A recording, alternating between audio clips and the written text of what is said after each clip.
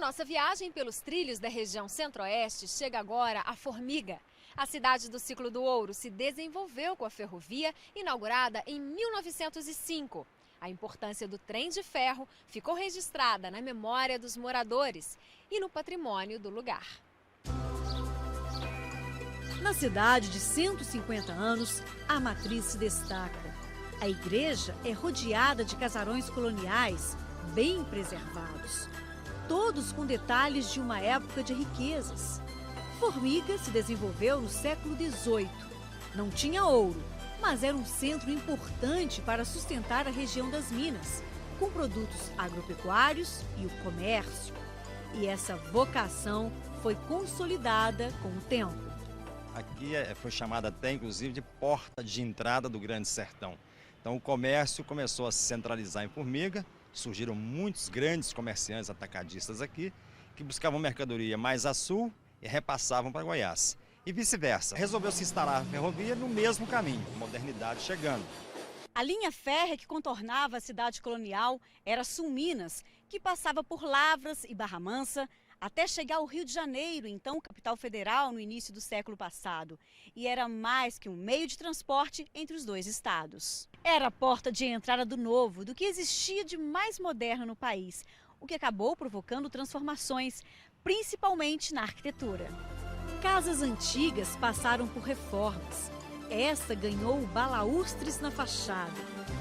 O estilo francês está presente nos telhados, nos alpendres arredondados. A casa do engenheiro era diferente para a época. A mansão de colunas clássicas virou um modelo. Ficava em um lugar privilegiado, de onde se avistava toda a cidade. O casarão passou por muitas reformas desde a construção, mas ainda impressiona pela imponência. A residência tinha que estar à altura do engenheiro. A casa era muito suntuosa, era uma casa muito bem decorada, com as novidades da época em relação a móveis e decoração. Os engenheiros da ferrovia eram pessoas que vinham de outros estados e traziam com eles uma bagagem cultural muito grande, traziam com eles novas informações, novas ideias e faziam parte, eles tinham um destaque especial na sociedade do local. Agora a casa vai ser transformada em centro de cultura para apresentações como esta.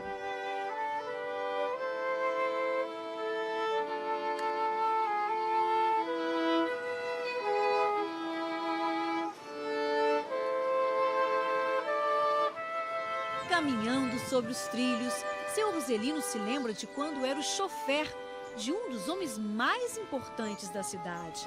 O engenheiro até exigia que a gente deixasse o carro organizadinho para a hora que fosse preciso sair, né? Não tinha hora para sair, porque precisasse sair, às vezes dava um acidente na linha que descarregava trem. E as notícias chegavam sempre pela casa do rádio, onde funcionava o telégrafo. Hoje a máquina está em exposição no Museu do Ferroviário, visitado pelo antigo chefe da estação. Nascido em 1916, seu Cornélio guarda orgulhoso a velha carteirinha e conta que o cargo exigia capricho. Tinha que pôr gravata, senão eles achavam ruim, bem arrumado. Bom de memória, ele ainda lembra as letras do código Morse. Aqui eu vou fazer uma, ó, ponto, 3 linhas. Agora um B é uma linha de 3 pontos, ó. Fiz um B. Agora um C é uma linha, um ponto e uma linha. Faz assim, a linha. São tinha ainda outros códigos. Um deles era o do sino. Quando o trem vinha do Rio de Janeiro para a Formiga, o chefe batia 2 vezes.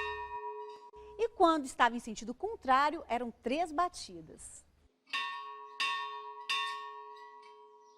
Essa era a maneira de avisar a todos na plataforma que uma máquina estava chegando. Atento a todos os sinais estava seu Vicente. Ele trabalhava no armazém. O setor agrícola, né, despachava muito aí feijão, arroz, café, milho. O armazém vivia cheio, até no teto lá. E a estação ficava cheia? Cheia de gente. Aqui é o dia inteiro, toda hora que chegasse aqui tinha uma porção de gente aqui. E o vai e vem não era só de cargas e passageiros, não. Muita gente vinha só passear. Aí enchia muito nos horários de passageiro. Vinha o pessoal da cidade, gostava de ver, né? As crianças, vinha trazer as crianças para ver o trem, para ver os passageiros, como é que era e tal, né? Vinha turma vender doce, os passageiros, aqueles meninos que vendiam e tal. Para não dar tumulto, a rede chegou a cobrar para entrar na estação. Seu Sandoval lucrava com essa agitação toda. Ele tinha um restaurante pertinho da estação. Viu muita coisa acontecer por aqui. Até uma festa para esperar um boi. Um boi. E tinha o primeiro lugar no Brasil. Você entendeu? Como reprodutor. Era o famoso, era o galã da época, né? Aí tinha banda até para esperar o boi. Vinha o prefeito, mandava a banda aqui tocar para receber o boi. E o povo, a banda tocando e o boi descarregando o boi para ele levar para a fazenda. E a banda tocando, acompanhando ele, como se fosse um rei. Histórias curiosas que retratam a vida na estação de Formiga. E hoje, nossa viagem é pelo tempo. Os primeiros vagões eram de madeira, o tamanho de cada um é que variava. Esse servia à segunda classe. As janelas eram mais estreitas, mas o suficiente para que o passageiro pudesse apreciar a paisagem. Do lado de dentro, o vagão de quase 100 anos passa por reformas. Por isso está assim, vazio, mas o banco é o mesmo, pouco confortável. Mas nem por isso a viagem deixava de ser um acontecimento. Era uma festa, porque aquela matula, a matula trazia aquele bornal, chama bornal, ou às vezes aquela marmita, aquela lata de banha, ele trazia carne, farofa, uma banana, um pão de queijo, principalmente o pão de queijo, um pedacinho de rapadura, aquele queijo bem mineiro, aqui trocava, aí começava a se intercomunicar. As famílias sentavam, viravam o banco e batiam aquele papo. E muitos casamentos surgiram. E o trem é tão importante que naquela época, para vir a Formiga, somente de trem ou no lombo de burro. As estradas eram bem precárias, né? E uma vez no vagão de passageiros veio uma carga valiosa e que mudou a história da música em Formiga. Foi um órgão de tubos? Um órgão de tubos com 918 tubos direto da Alemanha, que fez com que nós, formiguenses, revolucionássemos a música com as músicas clássicas dos grandes autores mundiais. O órgão é relíquia na Igreja Matriz de São Vicente Ferrer. Em 1936, o vigário, que era o padre Remarco Foxus, trouxe da Alemanha esse órgão. E ele tocava, ele ensinava várias pessoas a tocar. Então essa vivência musical que foi proporcionada aos habitantes dessa cidade foi uma vivência muito natural e por um canal maravilhoso que foi a religião. Desde então é um som familiar em todas as celebrações na igreja. Elizabeth está acostumada às músicas sacras. Mas hoje é a composição de Vila Lobos que ressoa na matriz centenária. E nos acordes do trenzinho do Caipira, toda a força que o trem de ferro tem na vida e na história dos mineiros.